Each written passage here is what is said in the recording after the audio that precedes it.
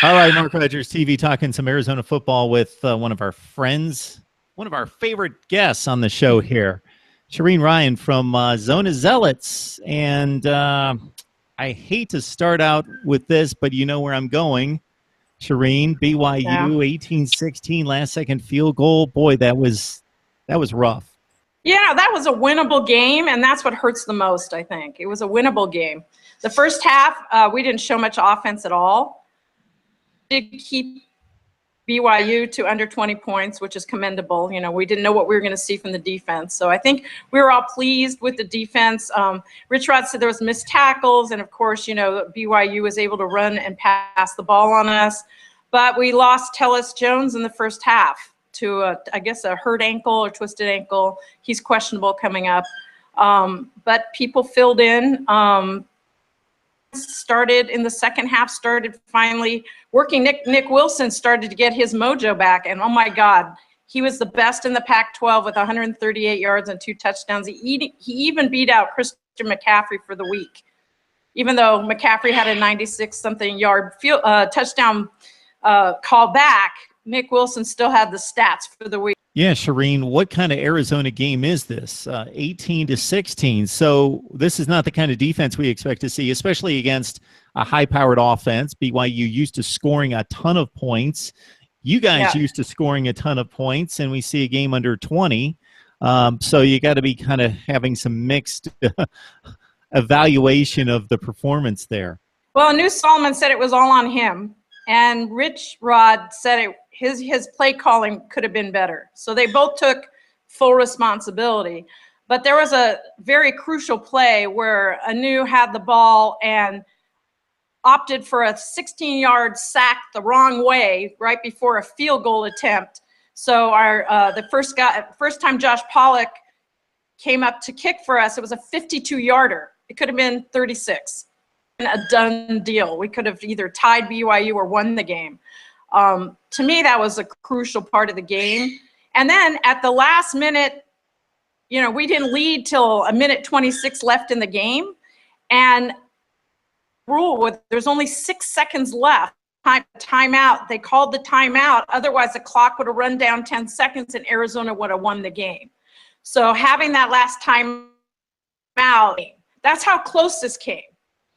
Out by any means, but a lot of the fans wanted to see a different quarterback the second half. They want a dual threat. I mean, that's what I'm looking for. A single threat quarterback is not going to do it. A dual threat quarterback. If they know this kid isn't going to run, then they know they can go sack him, which they did. So you need to have some element of surprise. And my bird agrees with me. Yeah, the bird can hear him. So that obviously means that when there's some chirping, then there's disgruntled fan base.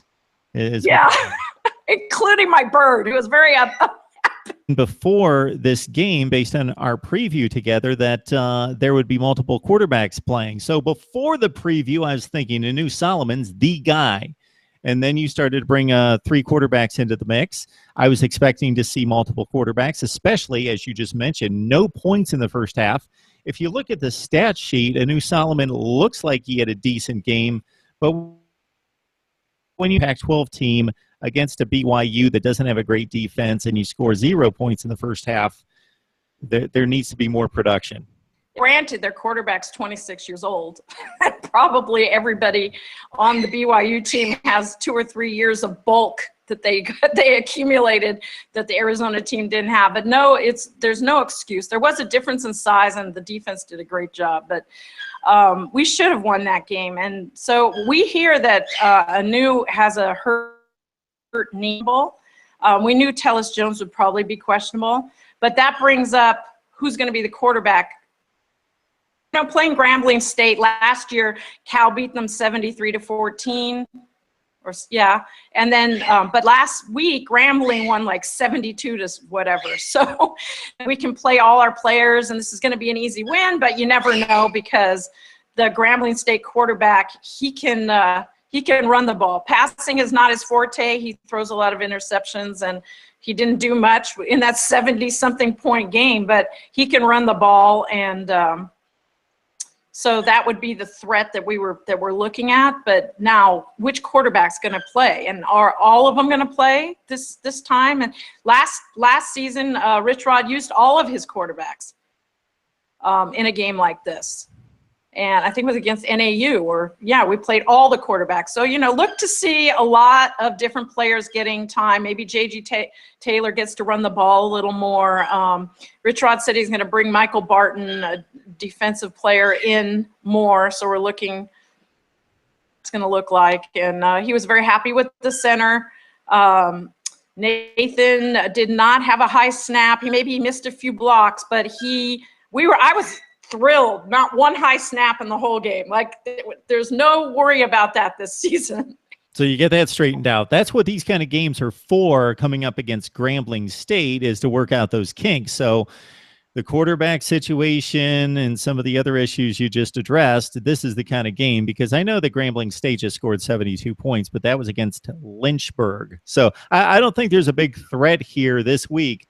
But then after that, Hawaii's a little bit better, still should win that game fairly easily, but can't look past that in any way, shape, or form. And then, Shereen, is what we talked about in the offseason in regards to what I consider the fifth best or most difficult schedule in the Pac-12. Washington, UCLA, Utah, USC, Stanford. Most of them are on the road, right?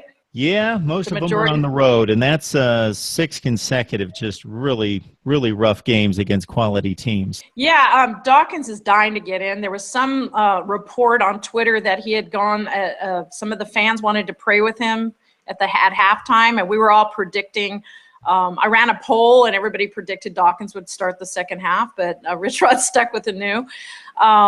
So he's itching to get in, and he will run the ball. He is an exciting player. I mean, he does throw picks, so I think maybe that's why Rich Rod went right in, and he has a relationship with Anu, but Anu's a third-year quarterback, so even he expected more from himself. So I really think you're going to see Brandon in this game. I wouldn't be surprised if he puts in all three, just to see what they can do if the score gets up a little bit. So, I mean, I'll be excited to watch for that. I think we're all watching for that.